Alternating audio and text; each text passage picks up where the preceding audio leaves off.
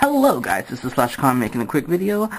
Basically since I just recently picked up the Amazing Spider-Man Marvel Legends Infinite Series Amazing Spider-Man figure, I decided to show off my Marvel Legends collection that I have accumulated over the years, or at least what's left of my Marvel Legends collection. Basically here we have a couple of hauls from the Hulk movie from 2003. We have ourselves Mr. Sinister, who's clearly not in the best of conditions. We have ourselves the X-Men Classics Magneto. Here we have the Ultimate Lizard from the Spider-Man Classics line years ago. Same goes with Hobgoblin and Scorpion. Here we have the Fantastic Four figures of Mr. Fantastic and Johnny Storm, the Human Torch from the Fantastic Four movie. The Thing, obviously, from the first wave of Marvel Legends figures by Toy Biz. Here we have Nightcrawler, who was actually loaned to me by a friend years ago, who again is not in the best of conditions, seeing as how his knee is broken. I can't really show it, but his knee is broken. I can't bend it properly anymore. Yeah, that's not supposed to happen. It's not supposed to look like that. Anyway, here we have the Doc Ock from Spider-Man Classics as well, with who has his marked up head and such. Here we have Marvel Legends Beast, which is one of my first Marvel Legends figures, and remains to be one of my favorites as well, which is a shame since it's in not as good a condition as he is, especially with him missing fingers. Here we have Marvel Legends Juggernaut, one of the ones from early days of Hasbro and such. Here we also have the New Goblin from the Spider-Man movie trilogy short limited edition line, which, okay. Sandman, which is a terrible figure, again from the Spider-Man movie trilogy limited edition line. Same goes with Venom, which is decent at best.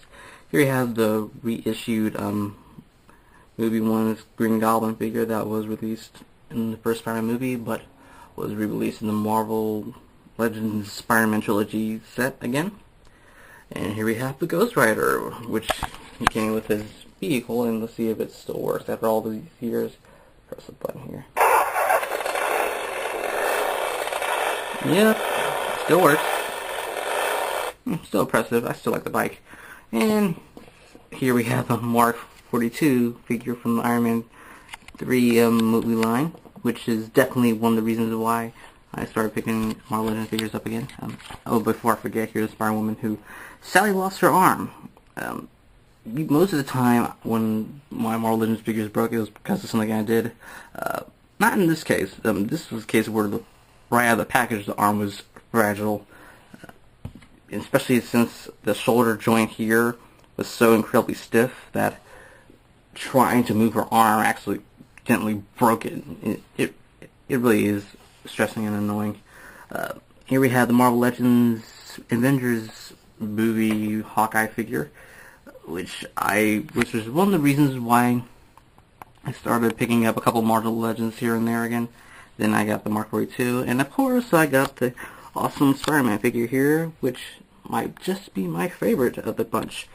So yeah, that's all the Marvel Legends figures I have remaining. Is not exactly the best lot. I don't plan on displaying all of these figures, just want to show off the ones that I still have remaining. I used to have Marvel Legends figures like Punisher and such, Daredevil, and all the other guys I had.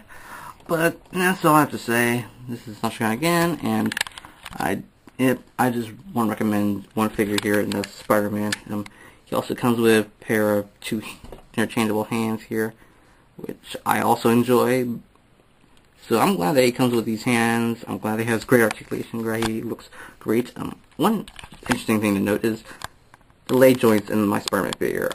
They're actually stiff. This is the first Spider-Man figure I bought that's not even a word. This is the first Spider-Man figure that I bought in years that actually has tight leg joints. And I don't just mean the hips. I mean in the knees, in the shins, and in the ankles. So this means that Spider-Man is going to be holding pose without flopping over like past Spider-Man figures that I've had. I also love the wiry look of the arms. Absolutely love that head sculpt. So again, this is a figure that I recommend the most to get if you're capable. I got this from Target for about $20, which I think is a bit too expensive for a figure of this caliber, but still, definitely a great buy. I'm so glad I got them. So again, that's me, Flash again, and that's all I want to say. Take care, guys.